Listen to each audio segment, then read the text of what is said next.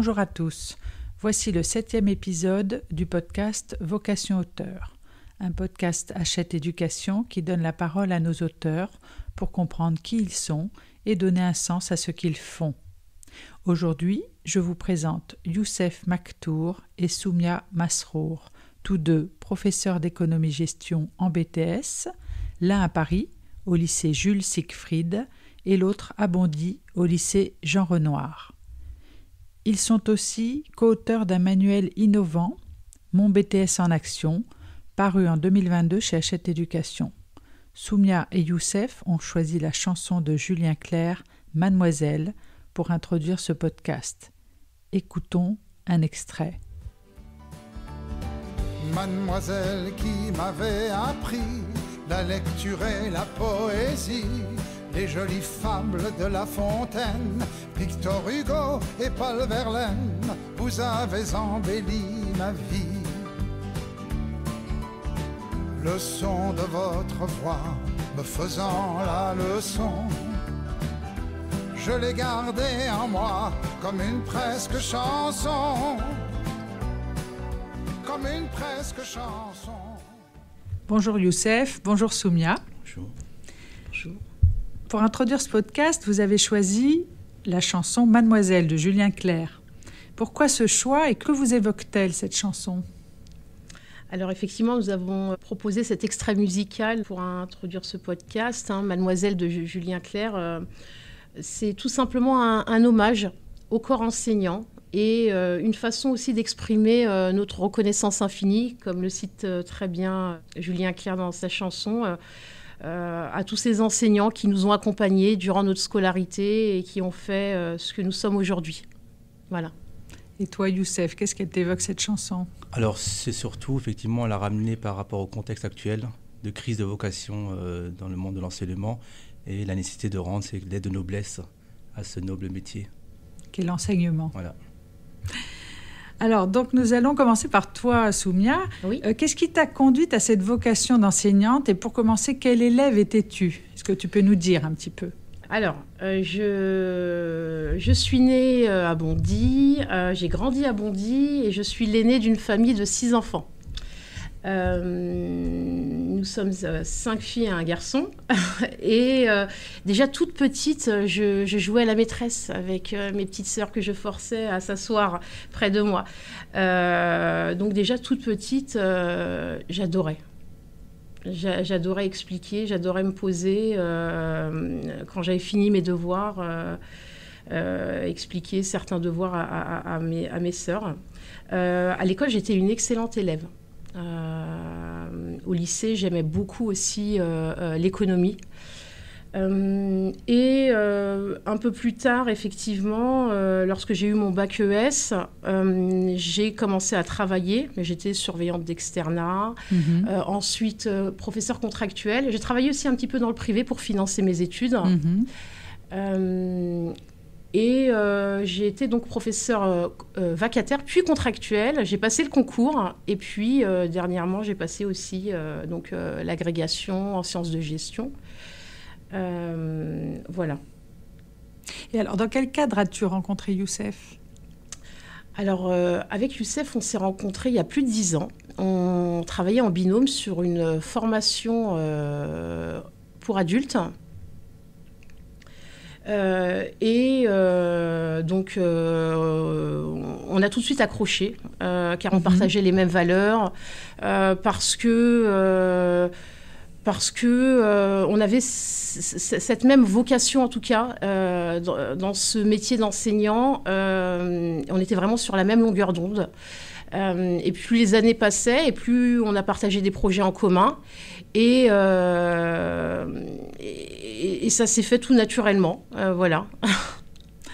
Et toi, Youssef, donc qu'est-ce qui t'a conduit à cette vocation d'enseignant ? Est-ce que tu peux nous en dire plus ? Et quel élève étais-tu ? Alors, donc, moi, je suis originaire d'Alsace. Donc, je suis né en Alsace. Donc, on est 7 enfants. Donc, effectivement, ma scolarité, c'était une scolarité qui était quand même très difficile à l'école primaire, au collège. J'étais plutôt très sportif, où je, effectivement, passais beaucoup plus de temps au sport qu'à réviser mes leçons. Donc voilà, donc ce qui m'a amené après le collège à rejoindre la voie professionnelle. Et c'est là où j'ai effectivement découvert ma première expérience professionnelle en tant qu'employé de libre service dans la grande distribution.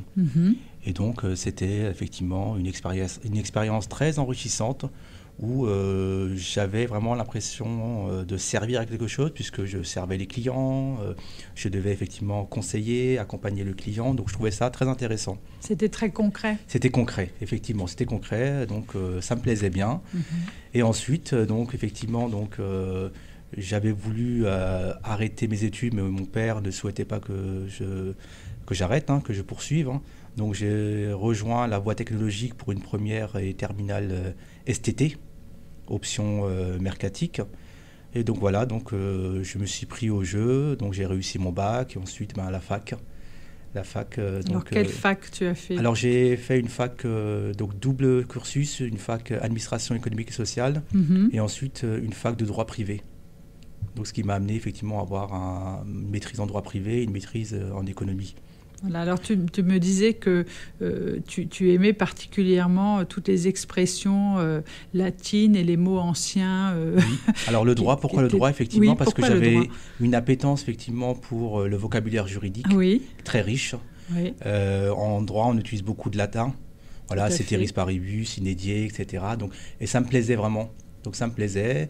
Et en parallèle effectivement de mes études à la fac, j'étais maître d'internat. Donc une année d'expérience où j'accompagnais effectivement les jeunes le soir pour les devoirs, etc. Et il y avait à la fac une petite annonce qui mentionnait effectivement le fait de rechercher des professeurs vacataires pour des interventions ponctuelles pour des lycéens en voie professionnelle. Et c'est comme ça que j'ai démarré ma première expérience en tant que professeur vacataire dans un lycée professionnel. Dans un lycée professionnel, d'accord. Et pour toi, est-ce que c'était une vocation, l'enseignement? Alors pas du tout. Pas du tout? Non, pas du tout, parce qu'effectivement j'ai passé ma maîtrise en droit privé puisque je me destinais plutôt à le concours de commissaire de police ou la magistrature. D'accord. Donc voilà, complètement différent. Et tu ne regrettes pas aujourd'hui? Non. D'accord. Donc vous avez tous deux des pratiques pédagogiques innovantes dans vos classes. Est-ce que vous pouvez nous expliquer comment vous faites pour accrocher ce public qui est quand même un public difficile? Alors effectivement, les élèves en général ont évolué. Nos élèves veulent du sens, aiment travailler par projet, en mode start-up. Et effectivement, de notre côté, on s'est rendu très vite compte qu'il fallait faire évoluer nos pratiques pédagogiques. Moi, personnellement, de mon côté, j'avais des élèves un peu turbulents, beaucoup de disciplines à effectuer. Et je me suis rendu compte très, très vite qu'il fallait que j'enseigne autrement. Enseigner autrement, c'est clairement changer, revoir, innover dans ses pratiques pédagogiques, que ce soit en demi-groupe ou en classe entière, parce qu'on est face à des élèves, des étudiants surtout, qui évoluent, qui demandent du sens, qui demandent à être des makers. Et nous, finalement, en tant que profs, on se transforme aussi. Tout à fait. On est plus des coachs.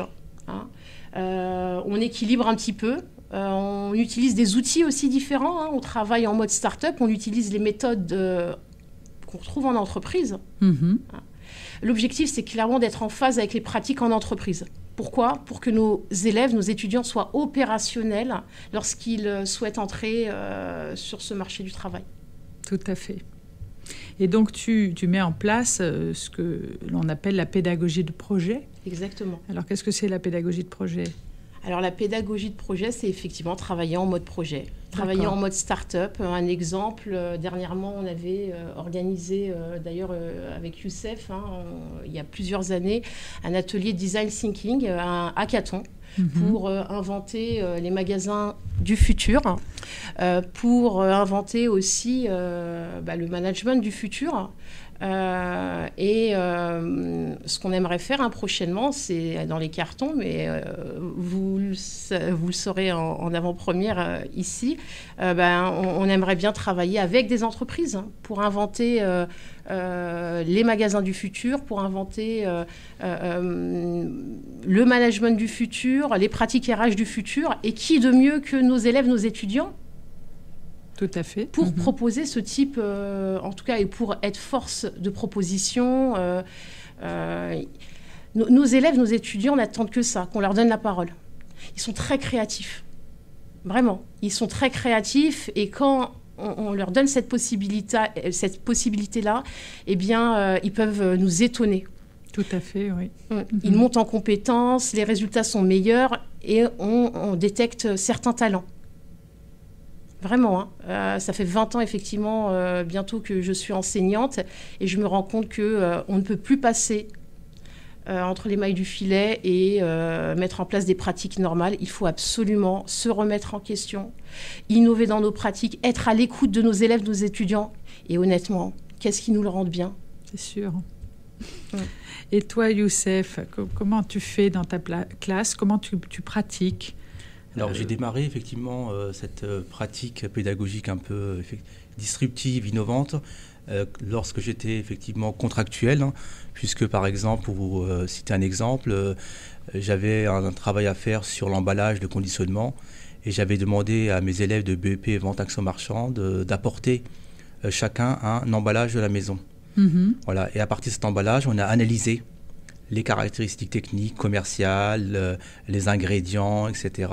Et ils se sont pris au jeu, ils ont adoré l'activité puisqu'ils ont compris concrètement les notions à aborder à travers un emballage, plutôt que de le faire sur un manuel où là, ils ont du mal à comprendre effectivement ce qu'on souhaite apporter. Un autre exemple, l'idée c'est vraiment, on a le référentiel, c'est très bien, le référentiel, ce n'est pas le programme. Il faut accepter parfois de faire des détours. Tout à fait, oui. Pour mieux, effectivement, faire passer les notions, les compétences. Un exemple récent, il y a actuellement une exposition à la Fondation EDF qui s'intitule « Faut-il voyager pour être heureux ?» Donc cette exposition, elle est en lien, elle fait écho au thème en culture générale expression qui s'intitule « Invitation au voyage ». Mais nous, on a analysé cette exposition sous le prisme du marketing expérientiel, puisque lorsque vous voyagez, vous vivez des expériences. On consomme le voyage. Oui. Donc effectivement, ici, c'était l'idée de montrer qu'à travers une exposition à la Fondation, on pouvait effectivement aussi convoquer des notions dans nos disciplines. Et on insiste vraiment sur la notion d'éduquer nos élèves étudiants à la culture, puisque la culture, c'est un facteur d'émancipation et d'éveil des consciences. Et oui. Alors, tu dis également que tu croises les disciplines, la culture, mais aussi les langues et l'histoire géo. Comment ça se passe ? Alors, l'idée, effectivement, c'est qu'on n'est pas seul, on est une équipe pédagogique. Oui. Et c'est souvent, dans les matières dites générales, ils prennent ça, ils se disent que c'est une option. Non, l'idée, c'est vraiment de travailler, de décloisonner, de désiloter, de travailler ensemble avec le professeur d'enseignement général, de CGE, par exemple, ou de langue. Par exemple, en mettant en place des prospectus ou des imprimés sans adresse en langue étrangère, par exemple. Donc l'idée, c'est vraiment de décloisonner et de faire travailler toutes les disciplines ensemble et montrer effectivement que la compréhension de l'enseignement général est importante pour bien comprendre et appliquer l'enseignement professionnel. Oui, bien sûr. Alors, vous avez publié donc conjointement le manuel « Mon BTS MCO en action », qui, comme l'indique d'ailleurs le titre, reprend la pédagogie de projet. Dans quel esprit vous avez conçu cet ouvrage, Youssef ? Alors, donc, cette idée qui nous germait depuis des années, on avait voulu partager nos pratiques pédagogiques avec le monde de l'enseignement, les collègues. L'idée, effectivement, c'est qu'on s'est dit que, effectivement, nos étudiants ont changé, ils veulent être acteurs de leur formation. On voyait en parallèle qu'il y avait beaucoup d'enseignants, de collègues qui continuaient à avoir des pratiques qui n'étaient pas du tout, on ne trouvait pas du tout adaptées effectivement à notre public génération Z, ou qui avaient besoin d'outils, de méthodes, parce qu'effectivement faire changer les lignes c'est compliqué. On a nos pratiques habituelles et quand on demande de changer, c'est pas facile. De changer. C'est les résistances au changement. Et donc l'idée c'était, on s'est dit pourquoi pas partager nos pratiques dans un manuel pour que ça puisse profiter à nos collègues et à tous les étudiants et que ça puisse servir. D'accord. Et donc, de quelle manière, du coup, ça se met en œuvre dans le manuel, changement de pratique? Ce changement de pratique, déjà, ce qui est complètement disruptif, c'est que généralement, donc, pour le BTS MCO, il y a plusieurs blocs professionnels. Oui. Alors, chez l'ensemble des éditeurs, c'est un manuel par bloc. Et nous, ce qu'on avait voulu envoyer comme signal, c'est le décloisonnement. Tous les blocs professionnels sont dans le même manuel. Donc ça, c'est un signal fort, montrer effectivement que tous les blocs professionnels sont interdépendants. Donc c'est pour ça qu'on avait voulu effectivement proposer les 4 blocs professionnels dans un seul manuel. Dans un seul support. Et il y avait un deuxième critère qui était l'environnement géographique du jeune. Donc vous vous basez sur l'environnement géographique du jeune. Est-ce que tu peux nous expliquer un petit peu ça? Alors effectivement, donc... Voilà, les étudiants en BTS MCO, c'est un des BTS où il y a le plus d'étudiants en France. Mm-hmm. Donc l'idée, c'est effectivement que les applications qu'on leur propose s'appuient sur leur environnement local. Que vous habitiez à Bordeaux, à Strasbourg, à Lille, vous n'avez pas le même urbanisme commercial. Bien sûr. Donc si vous proposez des applications où tous les concept stores, les points de vente sont sur les Champs-Élysées, ça ne va pas parler à un étudiant qui est en fin fond de la Creuse. C'est sûr. Donc l'idée, c'est vraiment que l'étudiant s'appuie sur son environnement local pour construire des compétences. Voilà. Et ça les oblige à être curieux. Donc la curiosité qui fait souvent défaut chez les étudiants, ils peuvent passer tous les jours devant le même concept store sans s'en rendre compte. Donc c'est vraiment l'idée de construire à partir de leur environnement, de leur ville, etc. Et toi, donc, Soumia, comment tu as mis en pratique ta pédagogie dans le manuel? Alors, je rejoins Youssef. L'objectif, c'est clairement de décloisonner pour créer de la valeur, de la valeur pour nos étudiants. Et dans cet ouvrage, effectivement, ce qu'on a souhaité mettre en place, c'était effectivement la validation des compétences de notre référentiel, mais autrement, avec des activités ludiques et pédagogiques. Et en proposant aussi des activités utilisées en entreprise, comme un atelier design thinking, des learning expeditions, par exemple. Pour la petite histoire, j'ai une classe de BTS MCO. L'année dernière, ils n'avaient pas le livre. Cette année, ils l'utilisent. Eh bien, dans la validation des compétences, dans le cadre de l'épreuve d'examen et donc des dossiers d'examen, ils me disent, et c'est vraiment unanime, que c'est beaucoup plus facile pour eux de comprendre les attendus de l'épreuve et de valider les compétences. Et je m'en rends compte lorsqu'ils passent à l'oral. Donc, je me dis vraiment que c'est une victoire. C'est une victoire. Exactement. C'est ça votre victoire. Exactement. D'accord. Alors, qu'est-ce que vous auriez tous deux à leur transmettre à ces jeunes pour leur vie? Est-ce que vous auriez 2-3 mots-clés? Alors, Youssef, on va commencer par Youssef. Alors, la persévérance. La persévérance, oui. La persévérance, effectivement, puisqu'on est dans un monde d'incertitude, le monde est compliqué. On est conscient, effectivement, que la crise sanitaire, ça fait des dégâts, effectivement, et qu'aujourd'hui, le monde, c'est pas un monde des bisounours. Donc, il faut se donner les moyens. C'est important. Oui. Il faut croire en ses rêves, il faut oser. Voilà ce que je peux dire, effectivement. Voilà, donc quand on a un objectif, il faut se donner les moyens d'y arriver. Et toi, Soumia?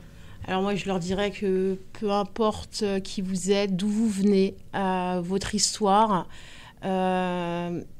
il faut faire preuve de rigueur, de travail, et oser et rêver.